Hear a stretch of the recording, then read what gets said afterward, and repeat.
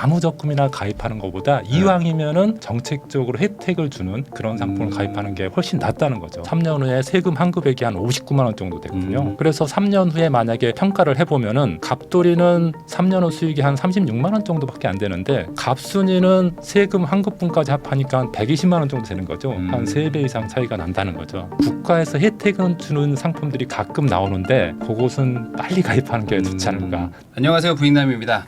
요즘 이제 직장인분들이 이제 가장 고민이고 걱정인 게 결국에 내 월급 받아가지고 어떻게 굴리냐 이건데 이거에 대해서 또 알려주실 분을 모셨습니다. 해커스 금융 1타 강사로 또 활동하고 계시고 또 책도 쓰시죠. 월급 세팅법에 대한 얘기도 해주시는 송영욱 대표님 모셨습니다. 안녕하세요. 네, 반갑습니다.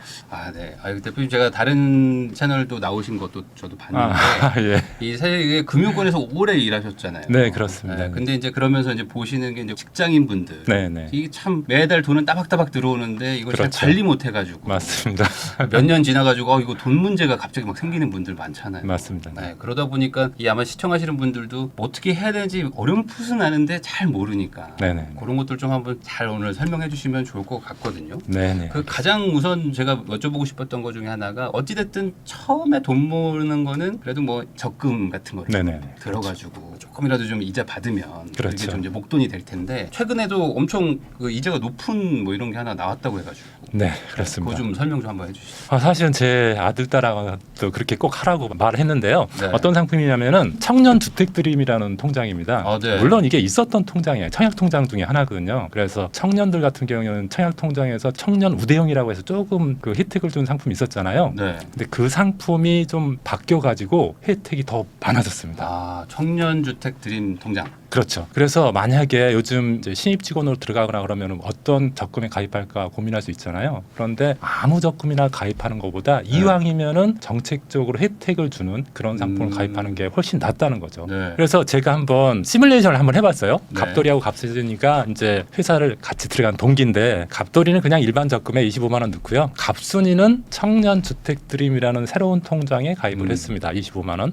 똑같이 3년이 되면은 900만 원 넣게 원금은 똑같은데요. 수익률이 다르죠. 갑돌이 같은 경우는 적금 평균 금리는 한 3.1% 정도 적금 이자를 받게 되는 거고 갑순이는 추가 금리를 1.7% 더 받아가지고 실제로 기본 금리 2.8%에다가 추가 금리 1.7%를 더 받아서 4.5%의 이자를 주는 적금에 가입하게 되는 거죠. 네. 근데 거기서 끝나는 게 아니라 청년 주택 드림 통장 같은 경우에는 연간 300만 원까지 소득공제 혜택도 있습니다. 네. 그래서 그것을 감안하면은 3년 후에 세금 환급액이 한 59만 원 정도 되거든요. 그래서 3년 후에 만약에 평가를 해보면은 갑돌이는 3년 후 수익이 한 36만 원 정도밖에 안 되는데 갑순이는 세금 환급분까지 합하니까 한 120만 원 정도 되는 거죠. 한 3배 이상 차이가 난다는 거죠. 그래서 네. 국가에서 혜택을 주는 상품들이 가끔 나오는데 그것은 빨리 가입하는 게 좋지 않을까. 대부분 그런 절세 상품들이 나중에 혜택이 줄어들거나 아니면 없어지는 경우도 있거든요. 한시 상품인 경우도 있거든요. 네. 그러니까 이런 상품이 나왔을 때 그런 정보를 빨리 입수하고 빨리 가입하는 게 좋지 않을까 그렇게 생각이 됩니다. 이게 그러니까 이자도 조금 더 주긴 하지만 이제 아까 말씀하신 것처럼 이제 세금을 좀 절세하면서 실질적인 그 수익률 자체는 한 13% 정도. 그렇죠. 13.5. 이게 원금 대비로 보면은 사실은 단리로 보면은 이거의 2배 정도라고 보면 되죠. 이것은 제가 이제 수익을 좀 보기 쉽게 설명하기 위해서 원금 대비 수익률로 했는데 사실 단리 모두 연수익률로 환산하면은 한 27% 정도 된다고 볼 수가 있는 거죠. 네. 그러니까 사실 이게 안 들을 필요는 없는 거잖아요. 이거 그렇죠. 할 수 있으면 무조건 하면 좋은 건데. 그렇죠. 사실 13%를 뭐 주식으로도 이게 수익 내기 쉽지 않거든요. 이게. 그렇죠. 예.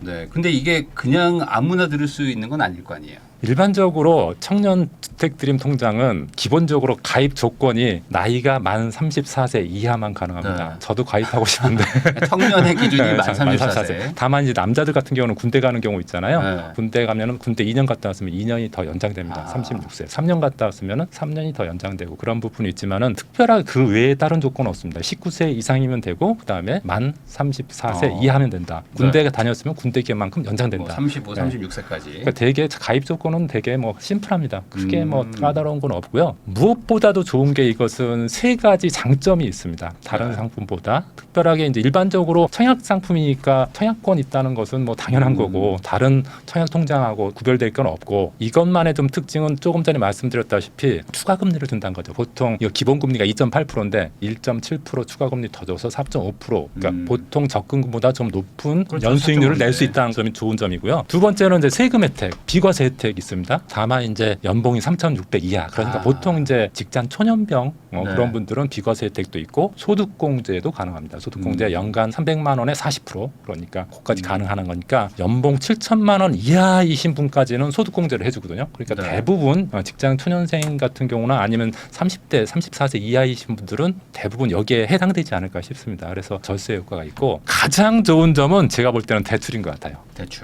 대출금 2.2%. 사실 저 신용등급 1등급인데도 이 금리를 못 받거든요. 네. 그리고 분양가의 80%까지 대출해 준다는 점. 네. 그리고 만기가 보통 주택담보대출 많아야 30년인데 이곳은 40년까지 대출해 준다는 점이 굉장히 좋은 점이라고 할 수가 있습니다. 그러니까 이게 청약 통장 대신에 뭐 드는 개념인 거잖아요. 그렇죠. 청약 통장이니까. 이것도. 그렇죠. 그래서 제가 대출과 관련해서 좀 더 자세하게 좀 설명을 드리겠습니다. 대출 금리가 2.2%인데 최저 2.2%인데 우대 금리를 받으면 더 감면이 됩니다. 예를 들어서 결혼을 하면은 0.1%또 감면해 주고요. 애를 낳으면 0.5%또 감면해 주고요. 야. 둘째 낳으면 0.2%또 감면해 줘요. 거의 1% 초반까지도 가겠네요. 그렇게 하면 1개 초반까지 갈 수 있는데 현실적으로는 그러니까 1.5%까지만 한도가 이제 최저로 아무리 낮춰도 우대 금리를 아무리 많이 받아도 1.5% 밑으로는 안 된다.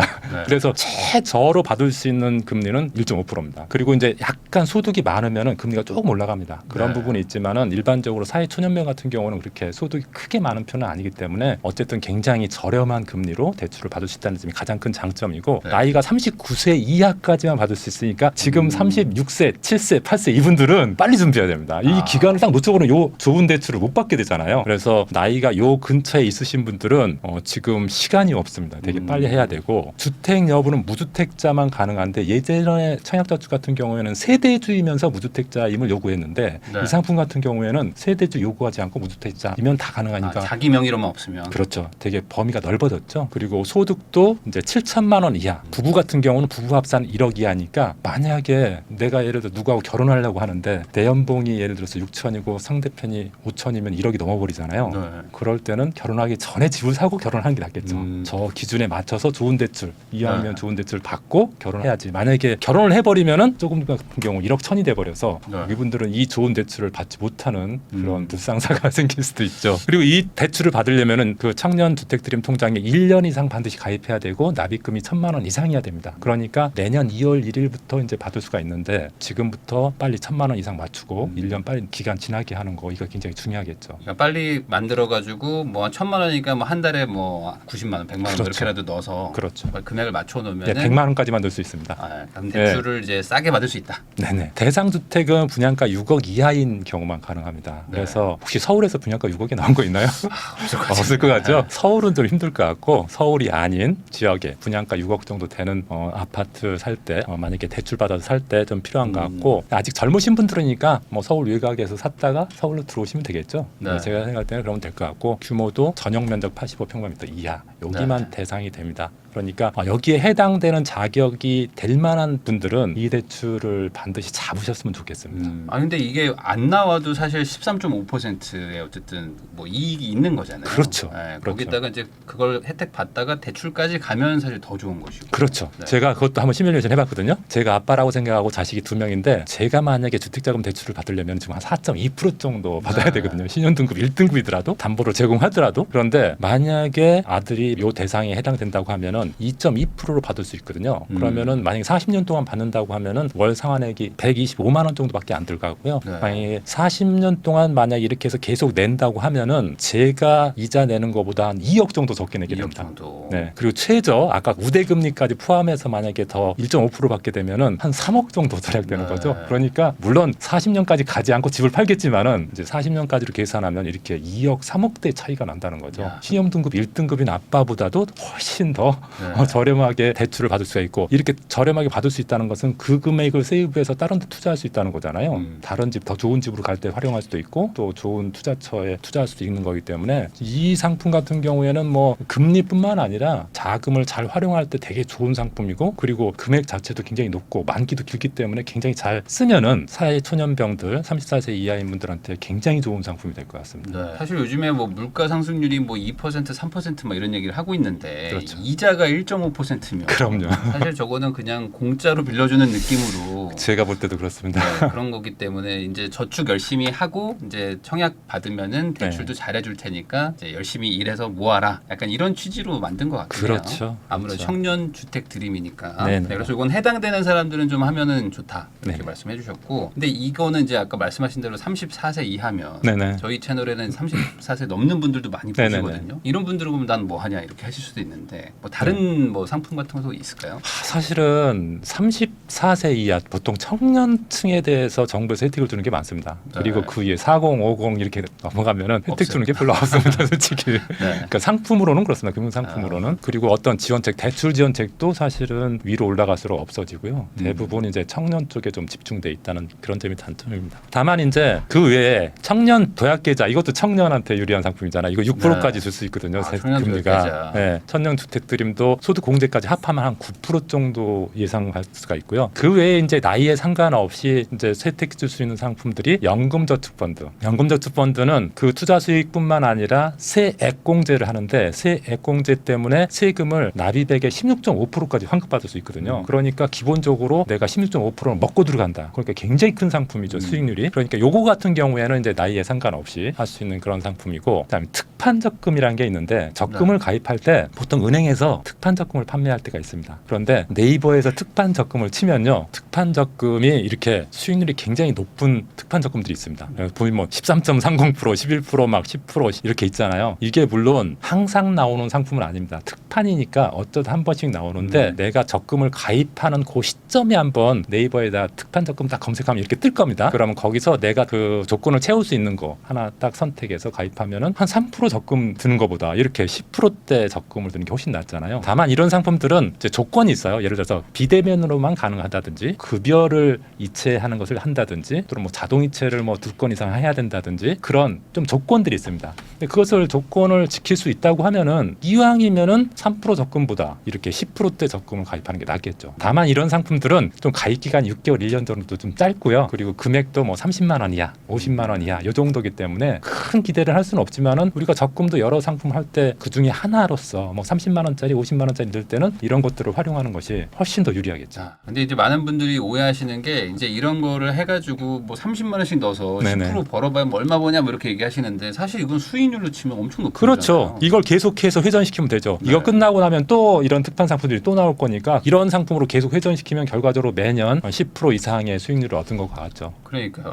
이게 내가 가지고 있는 돈을 뭐 작든 크든 그렇죠. 중요한 건 사실 수익률이거든요. 그렇죠. 네, 근데 이제 그런 걸 좀 약간 간과하시고 뭐 이거 넣어서 뭐 하냐 하면 네. 뭐 또 다른 거 하시려고 하시는데 이런 것들은 이것대로 하시고 그럼요. 나머지는 또 하시면 되는 거죠. 그러면 그 외에 뭐 어떤 뭐 2030 세대한테 추천할 만한 뭐 다른 뭐 투자도 있으면 뭐 그런 거 좀 설명해 주시면 좋을 것 같습니다. 제가 2030을 직장에 있을 때도 많이 만나고 그리고 강의하면서도 많이 만나는데 의외로 투자보다는 예적금을 하는 사람이 되게 많습니다. 많이 아직도 주식 투자 많이 한다고 하지만은 실제로 10명, 뭐 100명 기준으로 보면은 반이 안 돼요. 대부분 적금이나 뭐 그러니까 생각 없이 그냥 정기적금 가입하고 넣고. 뭐 예금 넣고 투자는 다 잘 알지도 못하고 깨질 것 같고 그러니까 안 넣는 사람이 의외로 많더라고요. 젊은 층인데도 굉장히 보수적인 사람이 되게 많더라고요. 제가 생각했을 때는 좀 젊었을 때 좀 투자형 상품, 예를 들어서 펀드나 뭐 주식 같은 것을 경험해보는 게 되게 좋겠다. 그런데 돈은 없으니까 돈이 없고 또 큰 돈으로 갑자기 투자하는 것은 위험하니까 적립식으로 펀드하거나 적립식으로 주식에 투자한다거나 이렇게 분할해서 소액을 저축하듯이 이렇게 하는 것들은 꼭 하라고 좀 말씀드리고 싶습니다. 왜냐하면은 실제로 이렇게 우리나라 한 30년 동안의 그 주식 차트인데요. 주가 네. 차트인데 길게 보면 이렇게 우상향 하잖아요. 우상향하고 빠지는 기간이 보면은 저 파란색으로 나온 차트가 빠진 해인데 주가가 빠진 해인데 실제로 보면은 대부분 1년 빠진 다음에는 올랐거든요.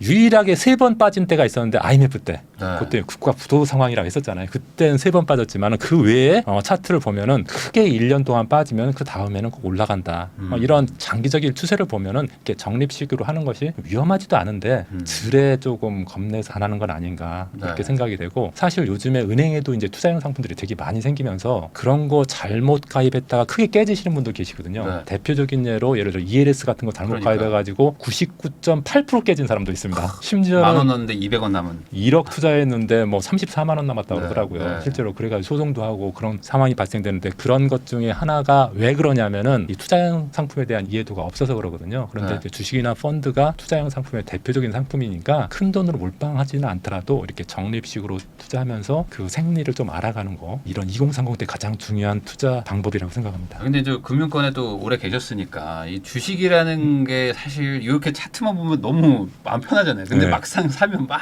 이게 변동이 너무 크니까. 그래서 적립식으로 하라는 거죠. 적립식으로 할 때 좋은 점이 뭐냐면요. 저는 지금도 적립식으로 하는데, 예를 들어서 이 차트에서 보다시피 1년 빠지면 반드시 그 다음에는 빨간색으로 나오잖아요. 네. 그러니까 설령 예를 들어서 빠지더라도 1년 정도만 참으면 된다는 그런 경험을 하면 되잖아요. 그런데 이렇게 제가 투자할 때도 적립 투자할 때 늦자마자 빠지는 경우 있습니다. 늦자마자 그럴 수 그달부터 이상이 주가가 빠져가지고 손해가 나는 경우 있는데, 저는 적립식 투자를 한 20년 정도 해봤거든요. 제가 2004년부터 했으니까 거의 20년 정도 했는데, 단기적으로 1년 만에 만약에 해약한다 그러면 손해 날 수 있지만 보통 3년 5년 가져가면은 주식형 펀드로 넣어도 절대 손해 나지 않더라고요. 네. 확률적으로 거의 손해 날 확률이 없어요. 왜냐하면 계속해서 3년 연속 빠지지 않으니까. 그래서 그런 걸 걱정하지 않았으면 좋겠고, 적립식으로 투자하면 또 왜 저는 위험하지 않다고 생각하냐면은, 만약에 주가가 올라간다 그러면은 손해 안 나죠. 네. 적립식으로 투자 계속 이제 3년씩 올라가니까. 네. 만약에 떨어진다 그러면 만약에 손해는 나겠죠. 손해는 나는데 우리 과거 역사를 봤더니 1년 정도 빠지고 그 다음에 올라가요. 그럼 한 1년 정도까지는 빠져도 되니까, 빠져도 되는데 보통 정식 투자를 1년짜리보다는 보통 3년, 5년 이렇게 투자하잖아요. 보통 적금을 때도 뭐 그렇죠. 3년, 5년. 3년짜리 하니까. 펀드 같은 경우는 대부분 3년으로 적립식 펀드를 가입하거든요. 그러면은 1년 빠지는 게 오히려 단기적으로는 손해지만은 3년 기준으로 보면은 더 싸게 살 수 있는 기회거든요. 수량을 늘릴 수 있는 기회거든요. 그래서 올라가면 수익 나서 좋고, 떨어지면 싸게 살 수 있어서 좋다. 그리고 결과적으로는 올라가니까 나중에 올라갔을 때 팔면 되지 뭐. 이렇게 생각하면 되거든요. 특히 이제 사회 초년생 분들은 아무래도 이제 초기 시드가 작으니까 네네. 적립식으로 쌓아가는 그 뒷단이 더 큰 거잖아요. 그렇죠. 그러니까 이게 쭉 빠졌다가 이제 올라가주면 사실 전체적으로 돈을 버는 그렇죠. 네, 그런 그렇습니다. 구조니까 사실 이게 끈기를 가지고 믿음으로 쭉 그냥 넣기만 하면 되는데 그렇죠. 중간에 이제 흔들리지만 않으면 그러니까 적립식으로 3년 무정 꾸준히 넣고 자기 본업에 충실하시면 어느 순간에 올라가 있을 겁니다. 주가가 뭐 사상 최고가다 그랬을 때 그때 한번 판매하시면 됩니다. 사실 그럴 때 이제 뒤늦게 들어가는 분들 많아요. 아, 그렇죠.